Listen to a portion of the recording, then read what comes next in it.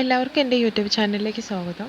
ഞാനിന്ന് chicken cutlet ആണ് ഉണ്ടാക്കുന്നത്. വളരെ ഈസി ആയിട്ട് നമുക്ക് വീട്ടിലെങ്ങനെയാണ് ചിക്കൻ കട്ട്ലറ്റ് ഉണ്ടാക്കിയെടുക്കുന്നത് നോക്കാം. അതിനായിട്ട് ഞാൻ ഒരു കുക്കറിനകത്ത് 4 ഉരുളക്കിഴങ്ങുകൾ വേവിക്കാൻ വെച്ചിട്ടുണ്ടായിരുന്നു. 2 വിസിലോട് കൂടി എനിക്കത് വെന്ത് കിട്ടിയിട്ടുണ്ട്. അത് ഞാൻ സ്കിന്നെല്ലാം കളഞ്ഞ് ഇതേപോലെ ഉടച്ച് വെച്ചിരിക്കുകയാണ്. ഇനി നമുക്ക് ചിക്കൻ വറുത്തെടുക്കാം. അതിനായിട്ട് ഞാൻ 250 ഗ്രാം ചിക്കൻ എടുത്തിട്ടുണ്ട്. അതിലേക്ക് 1/4 ടീസ്പൂൺ മഞ്ഞൾപ്പൊടി, 1/4 ടീസ്പൂൺ മുളക് പൊടി, ആവശ്യത്തിന് ഉപ്പ് ചേർത്ത് വറുത്തതിന് ശേഷം ഇതേപോലെ പൊടിച്ച് വെച്ചേക്കുകയാണ്. ഒരു പാൻ ചൂടാക്കി അതിലൊരു 3 ടീസ്പൂൺ വെളിച്ചെണ്ണ ഒഴിച്ച് കൊടുക്കുന്നുണ്ട്. അതിലേക്ക് 2 വലിയ സവാള അരിഞ്ഞു വെച്ചത് ഞാൻ ഇട്ട് കൊടുക്കുന്നുണ്ട്. അതും കൂടി നമുക്കൊന്ന് വഴറ്റി കൊടുക്കാം. അതിന് ആവശ്യത്തിന് ഉപ്പ് കൂടെ ചേർക്കാം. ഞാൻ കല്ലുപ്പാണ് കേട്ടോ എടുത്തിരിക്കുന്നത്.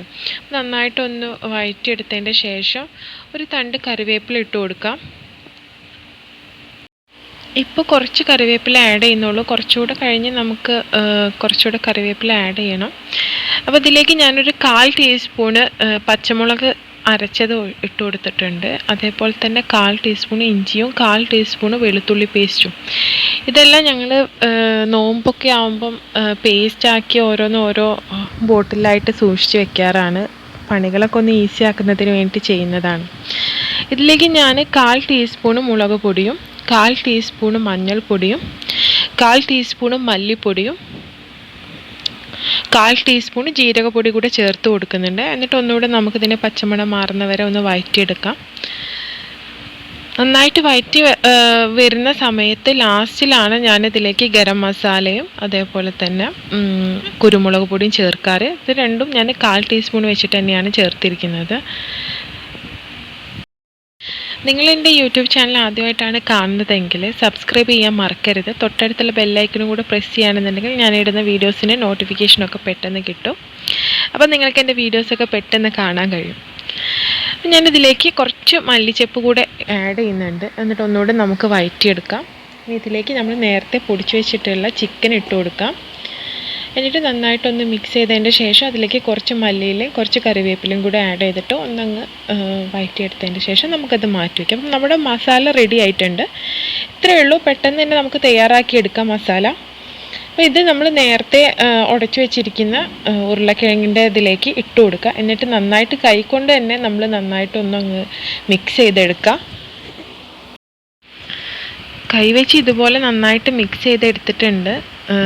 നന്നായിട്ട് ഇപ്പോൾ നമ്മൾ ആവശ്യത്തിന് ഉപ്പൊക്കെ ഉണ്ടോ എന്നുള്ളതൊന്ന് ചെക്ക് ചെയ്ത് നോക്കാം. അപ്പോൾ ആവശ്യത്തിന് ഉപ്പൊക്കെ ഉണ്ടെന്നുണ്ടെങ്കിൽ നമുക്കിതൊന്ന് ഉരുട്ടിയെടുക്കാം കയ്യിലിട്ടിട്ട്. അപ്പോൾ എനിക്ക് ക്യാമറ ഞാൻ തന്നെയാണ് പിടിക്കുന്നത്. അപ്പോൾ ക്യാമറ പിടിക്കാൻ മറ്റൊരാളില്ലാത്തതിനെ കൊണ്ട് എനിക്ക് ശരിക്കും വീഡിയോസ് എടുക്കാൻ പറ്റുന്നില്ല.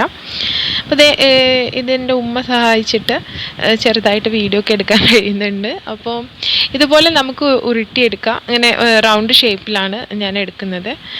അപ്പോൾ ഇതേപോലെ ഞാനിത് റെഡിയാക്കി വെച്ചിട്ടുണ്ട്. ഇനി ഇത് നമുക്ക് റസ്ക് പൊടിയിലും മുട്ടയിലും മുക്കിയിട്ട് വേണം പൊരിച്ചെടുക്കാനായിട്ട്. അപ്പോൾ ഞാൻ ആവശ്യത്തിന് റസ്ക് പൊടി എടുത്തിട്ടുണ്ട്.